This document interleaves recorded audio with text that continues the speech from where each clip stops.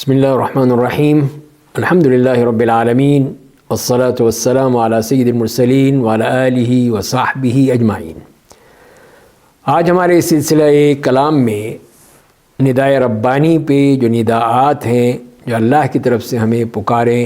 دی گئی ہیں، پکارا گیا ہے،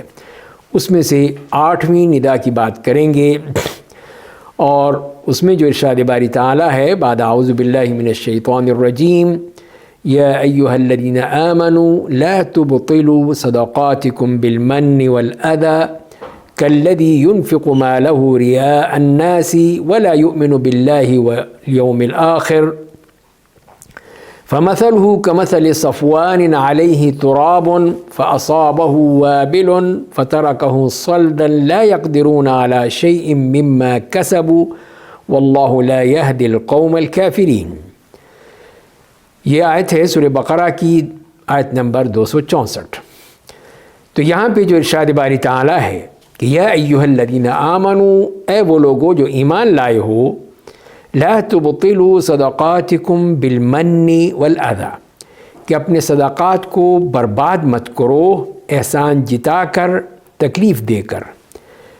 کالذی ينفق مالہ رئاء الناس، جیسے کہ وہ شخص جو کہ اپنا مال خرچ کرتا ہے لوگوں کو دکھانے کے لیے، ریاکاری کے لیے۔ ولا یؤمن باللہ والیوم الآخر، اور وہ ایمان نہیں رکھتا اللہ پر اور قیامت کے دن پر۔ فمثلہ کمثل صفوان علیہ تراب فاصابہ وابل فترکہ صلدا، اور اس کی مثال ایسی ہے کہ جیسے کہ ایک وہ سفید چکنا پتھر ہے جس پر مٹی ہے، اور پھر وہاں پہ بارش برستی ہے، بارش ہوتی ہے تو وہ اس کو بالکل صاف شفاف چھوڑ دیتی ہے، اور یعنی وہ مٹی ختم ہو جاتی ہے، اس کی جگہ صاف شفاف وہ پتھر سامنے نظر آنے لگتا ہے۔ لا يقدرون على شيء مما كسبوا، وہ نہیں طاقت رکھتے کسی بھی چیز پر اس کو، مما كسبوا جو کہ انہوں نے کمایا ہے۔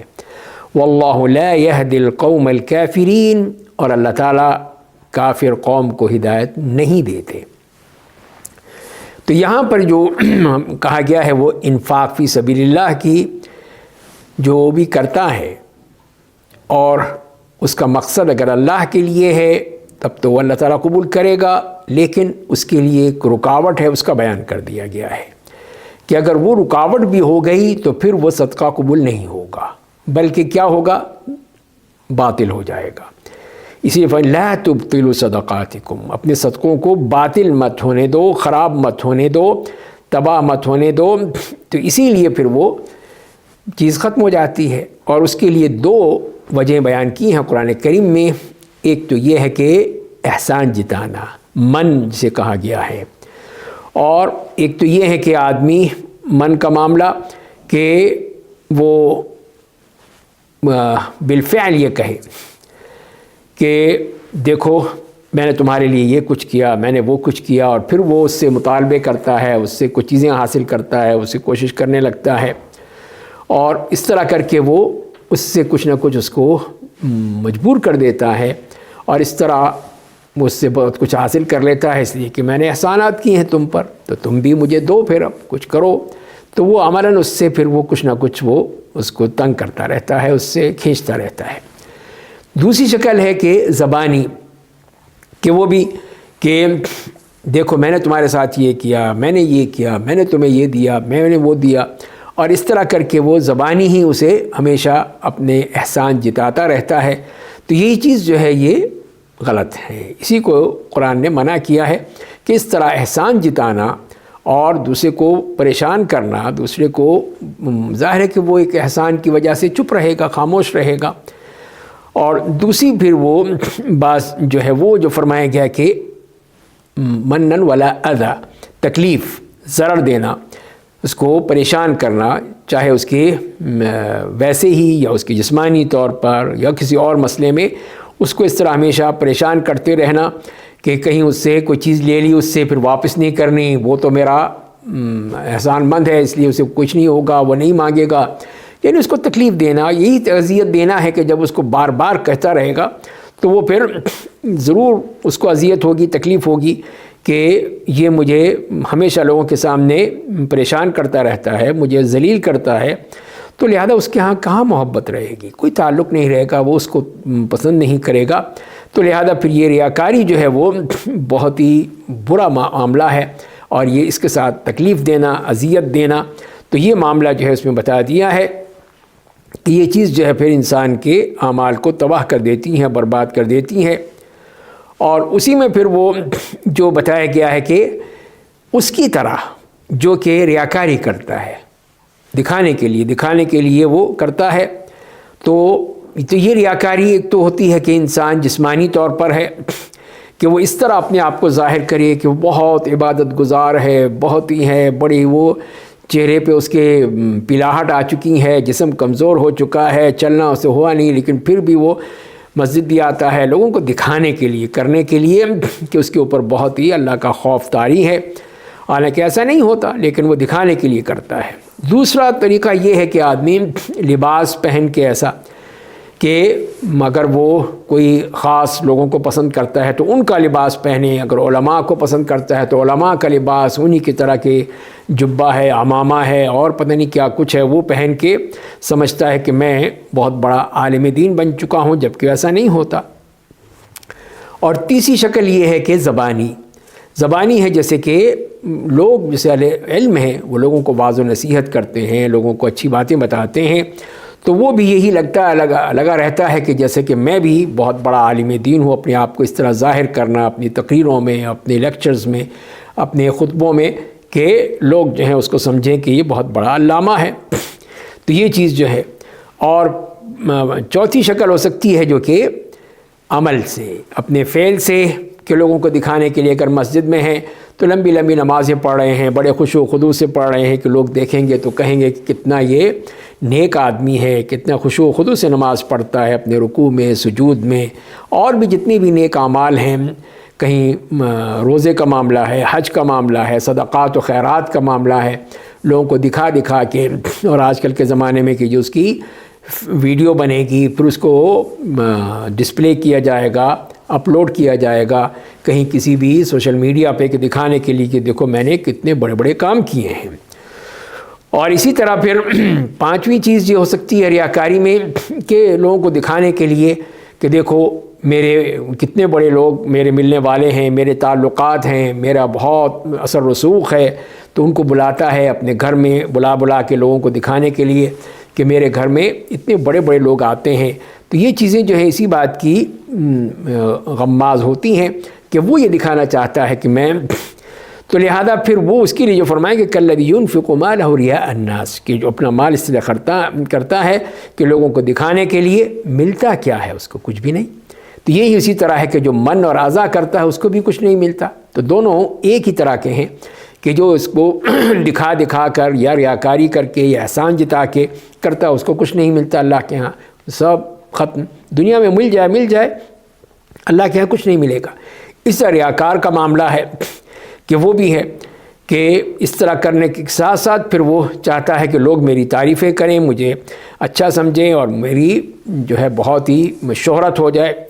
تو لہذا پھر اس میں جو سب سے ریاکاری میں سب سے جو بدترین ہے کہ اگر وہ چاہتا تو ہے لوگوں کے سامنے دکھاوا کے لیے کہ میں بہت ہی نیک آدمی ہوں، بہت ہی زاہد و عابد ہوں، اور معاملہ کچھ اور ہوتا ہے کہ کتنے ہی لوگ جو ہیں وہ اپنے آپ کو اس طرح ظاہر کرتے ہیں، اور مقصد کیا ہوتا ہے؟ لوگوں سے پیسہ اینٹھنا، لوگوں سے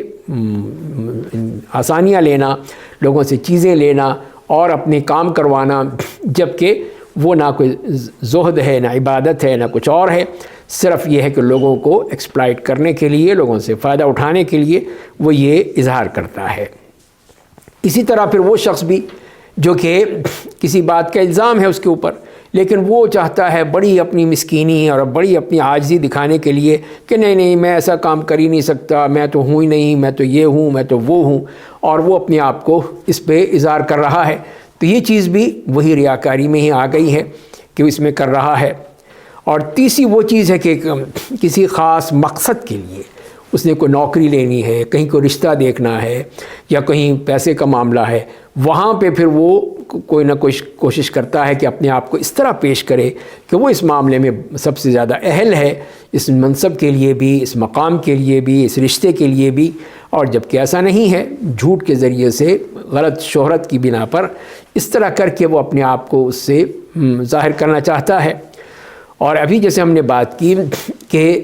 یہ بھی ایک ریاکاری کی ایک بہت ہی بری شکل ہے کہ آدمی لوگوں کے سامنے خشوع و خضوع کا اظہار کرے اور یہ بتانے کی کوشش کرے کہ میں بڑا عابد و زاہد اور بہت ہی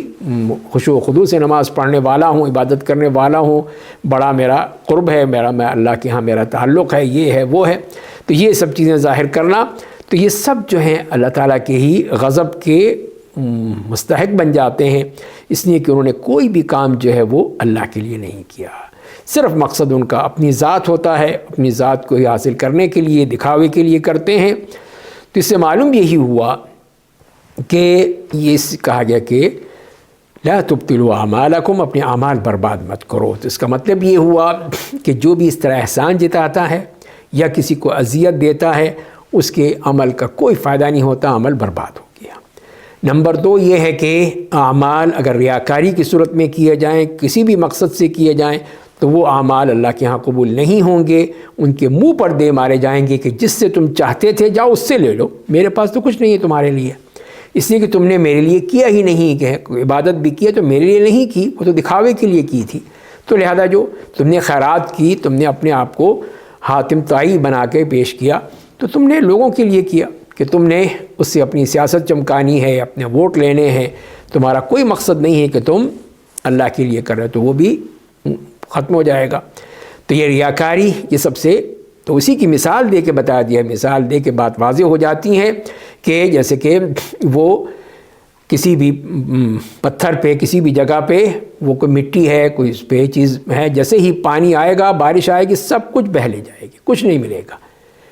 لا يقدرون على شيء مما كسبوا، کوئی چیز ان کو حاصل نہیں ہوگی، اس لیے کہ انہوں نے اللہ کے لیے تو کیا ہی نہیں تھا، تو لہذا ان کے اعمال سب برباد ہو گئے، تباہ ہو گئے، کوئی چیز ان کے کام نہیں آئی۔